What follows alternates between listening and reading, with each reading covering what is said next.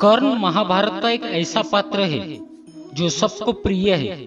आज के इस वीडियो में हम कुछ ऐसा बताएंगे जिसे करने का साहस कर्ण के अतिरिक्त और किसी में भी नहीं था। तो चलिए जानते हैं हमारी इस खास वीडियो में। नमस्कार दोस्तों, मैं अथर्व तिवारी आप सभी के सामने पुनः एक बार उपस्थित हूँ एक और हैरतअंगेज कहानी लेकर। तो चलिए शुरू करते हैं। महाभारत में जब कर्ण के रथ का पहिया धरती में फंस गया तब अर्जुन के पास अच्छा अवसर था कर्ण का वध करने का, परंतु कर्ण ने अर्जुन को रोक दिया क्योंकि वो उस समय निहत्था था। वो अपने रथ का पहिया धरती से निकालने में व्यस्त था। अर्जुन कर्ण की बात सुनकर रुक गया। तब भगवान श्री कृष्ण ने अर्जुन से पूछा, हे पार्थ, तुम रुक क्यों गए? बाण चलाओ। अर्जुन ने कहा, निहत्थे योद्धा पर आक्रमण करना युद्ध के विरुद्ध है केशव। भगवान श्री कृष्ण ने अर्जुन को स्मरण कराया, जब अभिमन्यु बिना किसी अस्त्र शस्त्र के अकेले ही युद्ध कर रहा था, तब क्या उसके मस्तिष्क में एक बार भी युद्ध नियम का विचार आया? साथ ही भगवान ने कौरवों द्वारा द्रौपदी का अपमान भी स्मरण कराया। अर्जुन को यह सब याद करके बहुत क्रोध आया और उसने कर्ण पर बाण चला दिया। उसके बाद श्री कृष्ण एक ब्राह्मण का रूप धारण करके उसके पास गए और कहा, हे कर्ण, मैंने सुना है कि आप महादानी है और दान देने से कभी पीछे नहीं हटते। मैं निर्धन ब्राह्मण हूँ और आपसे दान मांगने आया हूँ। उसने ब्राह्मण से कहा कि मेरे पास अभी आपको देने के लिए कुछ नहीं है, मैं अपनी मृत्यु की प्रतीक्षा कर रहा हूँ। ऐसे समय में मैं आपको क्या दे सकता हूँ?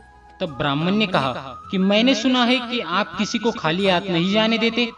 तब अचानक कर्ण को अपने स्वर्ण दांत का याद आया। तब उसने एक पत्थर से अपने दांत को तोड़कर ब्राह्मण को दान में दे दिया। ब्राह्मण ने कहा कि यह दांत आपके मुंह से निकला है, अतः ये झूठा है और अपना झूठन एक ब्राह्मण को देना धर्म के विरुद्ध है। तब जीवन और मृत्यु के मध्य जूझते हुए उसने एक तीर धरती के ओर छोड़ दिया और वहां से गंगा बहने लगी।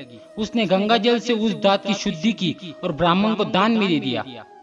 तब भगवान श्री कृष्ण ने अपना स्वरूप कर्ण को दिखाया और प्रसन्न होकर कहा कि तुम मृत्यु के समय भी अपना धर्म नहीं भूले। तुमसे बड़ा दानी न कोई हुआ और न कभी होगा। भगवान ने कर्ण से वरदान मांगने के लिए कहा।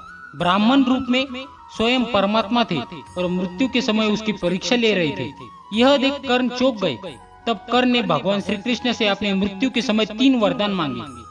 पहला वरदान, अगले जन्म में उसके वर्ग के लोगों के साथ न्याय हो, क्योंकि शुद्ध दंपति ने उसका पालन पोषण किया था, इसलिए उसे शूद्र श्रेणी का मानकर उसके साथ बहुत बार छल हुआ और उसका अपमान किया गया था। दूसरा वरदान था कि भगवान अपने अगले जन्म में कर्ण के राज्य में जन्म ले। और तीसरा वरदान यह था कि उसका अंतिम संस्कार किसी पाप मुक्त स्थान पर हो। यह सुनकर भगवान दुविधा में थे कि धरती पर ऐसा कोई स्थान नहीं है जहाँ पाप न हुआ हो। इसलिए भगवान ने कर्ण का अंतिम संस्कार अपने हाथों पर किया और उसे इसी कारण मृत्यु के पश्चात कर्ण को वैकुंठ धाम प्राप्त हुआ।